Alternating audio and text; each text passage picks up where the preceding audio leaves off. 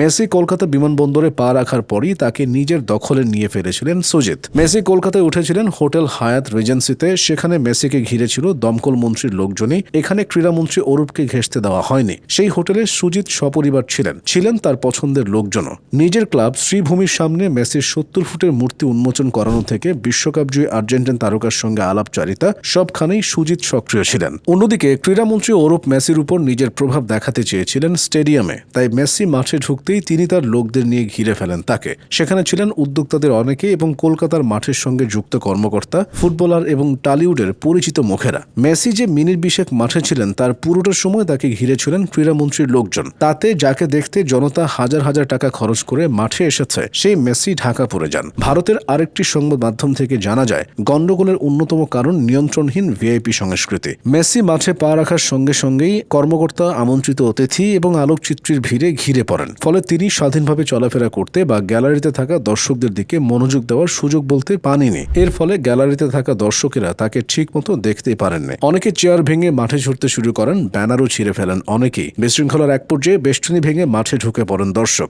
পুরো মাঠ চলে যায় ক্ষুব্ধ দর্শকের দখলে। পরিস্থিতি এই সময় পুলিশের নিয়ন্ত্রণের বাইরে চলে যায়। অনেকে মাঠ থেকে যা পেরেছেন সেটা নিয়েও গেছেন। একজন দর্শক তো টিকিটের চড়া দামের ক্ষতিপূরণ হিসেবে স্টেডিয়ামের কার্পেট কাঁধে করে বাড়ি নিয়ে যান।